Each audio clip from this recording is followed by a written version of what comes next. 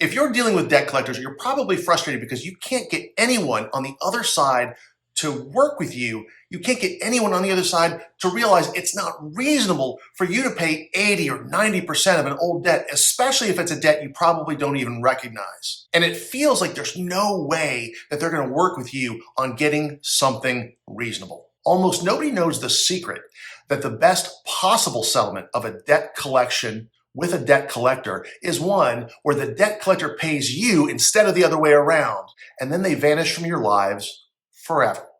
And by the end of today's video, you're going to know exactly how it's possible to do that, to settle a debt with a debt collector so that you leave with money in your pocket and they leave and you never hear from them again. My name is Michael Waslick. I'm one of the lawyers at Ricardo and Waslick here in Florida, and together with my partner, Jason Ricardo, I help people just like you overcome debt collection with dignity. And today, I'm going to tell you how to get the best possible deal with a debt collector, one where they pay you and then vanish from your lives forever so you never have to hear from them again and you've got money in your pocket from them. So how is that possible? Let's dig in. The first thing to remember is that every debt collector already owes you a debt. And that debt that they owe you is that they have to obey the laws that govern debt collection. Every debt collector is required to follow federal law, and federal law bans a debt collector from using deceptive, harassing, or abusive practices in collecting a debt. And when they break the law, they owe you money. And that's the law. The law is designed to protect you and punish debt collectors for using unfair, illegal debt collection practices. And this is how you can spot when a debt collector is breaking the law in a way that results in them having to pay you money and having to go away forever. Every time you interact with a debt collector, whether it's on the phone, by email or text message, if it's by letter, if it's in court, if it's on your credit report, any contact you have with a debt collector or any of your family members have with your debt collector, anything like that is an opportunity for them to break the law and an opportunity for you to spot ways in which they are breaking the law in a way that will result in them paying you money if you know how to spot it and what to do about it. So remember, every time you interact with a debt collector, that's an opportunity for you to ask, what do they owe you and how are you going to make them pay the debt that they owe to you? So before I dig into the specific laws that apply to debt collectors, go ahead and drop it in the comments section below. Tell us what's going on with you. If you're dealing with a debt collector and having a terrible, awful, frustrating time because they just won't do the right thing, tell us who you're dealing with. Tell us what they're doing to you. Tell us what state you're in. That's really important. And we do our best to answer every comment that we get, either with a video like this or in the comment section below. So at the federal level, there are generally two sets of laws that apply most often to debt collectors who are pursuing you for old debt. Those two laws are the FDCPA and the FCRA. Specifically, those are the Fair Debt Collection Practices Act and the Fair Credit Reporting Act. Both laws provide that a debt collector has to pay you if they break the law, sometimes up to $1,000 for what's effectively a civil fine. Sometimes it's actual damages if you've suffered those. And if you have to hire a lawyer to sue them for it, you don't have to pay for that lawyer up front because the laws provide that the other side pays for your lawyer if you win. So basically that means your lawyer is free. You don't have to pay a dime to go after a debt collector that's breaking the law. They have to pay you. Now, when you're dealing with a debt collector under the Fair Credit Reporting Act, there's two activities that generally are going to result in some kind of violation of the law that might result in you being able to recover money. The first one is when a debt collector reports to a credit reporting agency, and the credit reporting agency, whether that's Equifax, TransUnion, or Experian, they somehow misreport or falsely report the information that they've received from the debt collector. And after you dispute that incorrect information with the credit reporting agency, the agency has a duty to make a reasonable investigation to make sure the information is correct. If they fail to make that reasonable investigation, you have a right to sue those credit reporting agencies for any damages you've suffered. And again, if you sue and sue successfully, they have to pay the cost of the lawsuit, meaning your lawyer is essentially free to you. Now, what happens if the credit reporting agency is truthfully reporting incorrect information that they got from a debt collector? In other words, the debt collector is giving them wrong information and the credit reporting agency is merely repeating it. They still have to do a reasonable investigation to confirm what the debt collector is reporting, and if that investigation comes back and confirms the information, they're allowed to keep it on the credit report. But if you have disputed the debt with the credit reporting agency, if you have sent a dispute about the inaccurate information to the credit reporting agency and the debt collector continues to report false information to the credit bureau, then you can sue the debt collector directly because they have a duty to report accurate information and to correct that information once you dispute it, not with the debt collector, but with the credit reporting agency. So the two types of claims you might have under the Fair Credit Reporting Act is the reasonable investigation claim against the credit bureaus or a furnisher accuracy violation, meaning that the person who provides the information to the credit bureau has failed to provide accurate information and failed to correct it after that dispute goes to the credit bureau. The other law that generally applies to debt collectors is called the Fair Debt Collection Practices Act. This is a broad law with many parts, and it generally does two types of things. First of all, it has a broad ban on any kind of tactic that's misleading, deceptive, unfair, abusive, or harassing, or violates your privacy in some particular way. It lists a number of specific practices that violate the act, and then it also has some certain broad catch-all categories that can also be found to violate the act. And if they break that law, they owe you money.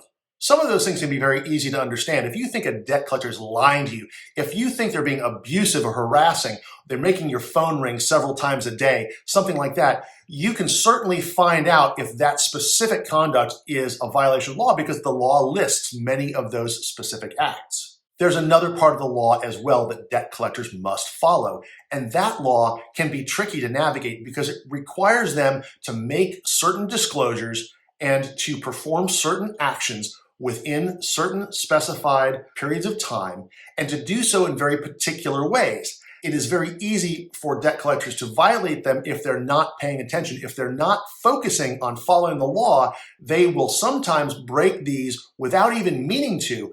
And those technical violations are the ones that we see most often as being ones that you can recover money for because they are the ones that are the most common. There are a number of detailed regulations about what they have to tell you, what they're not allowed to tell you, when they have to tell you, and how they tell you these things. So if they send you a letter at the wrong time, if they send you a letter at the wrong place, if they send a letter that has the wrong words in it or fails to include the right words in it, that can be a technical violation that you can sue them for. And it's very often difficult for somebody to find these technical violations unless they're already really very familiar with the specific detailed requirements of the law and how the courts have interpreted those laws. So here's one example out of very many that the law contains. If a debt collector has a communication with a person they're trying to collect a debt from, within 5 days of that initial communication, they have to send you a letter. It's called a 1692G letter. And that letter has to explain to you certain rights that you have regarding dispute and validation and the timing of those. If they don't send you that letter, they've broken the law. If they send you the letter at the wrong time, they've broken the law. If they send you that letter and it contains the wrong things, they've broken the law. And if they send you that letter and it doesn't contain the right things, they've broken the law. And there have been a lot of debt collectors that have been found guilty of breaking this law and as a result have had to pay thousands of dollars to people they've sent those letters to. And in fact, letters from debt collectors are often the best source of money for you to wipe out the debt entirely, make a debt collector go away for good, and even put money in your pocket. So if you ever get a letter from a debt collector, that's an opportunity for you to settle the debt on the best possible terms, meaning that they pay you and then they go away forever and you never have to talk to them again. Every letter you get from a debt collector is an opportunity for you to wipe out your debt if you know what you're looking for or if you know how to enlist the right help to find those technical violations. So save your debt collection letters and make sure that you are able to analyze them for any of those technical violations. There's another part of the law that debt collectors often violate and sometimes don't even realize that that part of the law applies to them. Here's what it is. If you at any point tell a debt collector that you dispute the debt, if you say that's not mine, the amount is wrong, I don't recognize it, or whatever dispute you think exists between you and that debt collector, they have a duty under federal law to either not report it to a credit bureau, or if they do report it to a credit bureau after you've disputed it with the debt collector, they must report it as disputed on your credit report. If they report it on your credit report and they fail to include that you have disputed it after you disputed it with the debt collector, they have broken the FDCPA. Now, this is an unusual credit reporting claim because it does not require you to dispute with the credit bureau. It only requires that you have disputed it with the debt collector. And if they break that law, you can go straight to a lawsuit against the debt collector and put money in your pocket, wipe out your debt, and make them go away forever and settle that debt for the best possible terms with them paying you instead of the other way around.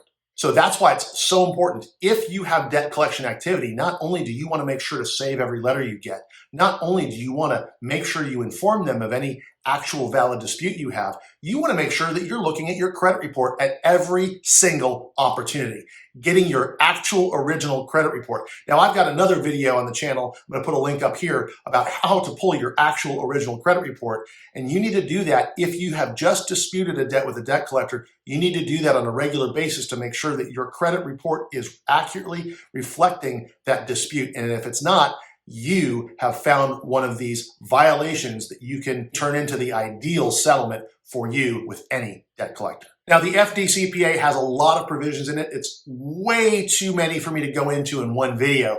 But what I want you to take away from this is that there's a complicated series of rules that debt collectors must obey, starting first and foremost with the fact that they're not allowed to lie to you, they're not allowed to abuse you, and they're not allowed to harass you. And if they do that, you can sue them.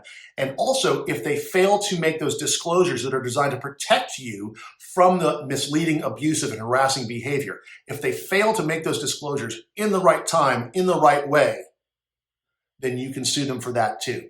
So just remember that every contact you have with a debt collector, every letter you get from a debt collector is an opportunity for them to break the law, an opportunity for you to make your ideal settlement if you know what you're looking for, or if you're able to enlist the right help in getting that done. If you feel like a light bulb has come on, if you finally feel like you have hope that you can deal successfully with a debt collector without having to shell out unreasonable amounts of money or stay on a multi-year payment plan just to get out from under them, if you feel like you can get debt collectors out of your life for good, finally, without having to come up with money, and in fact, maybe even walking away with money in your pocket.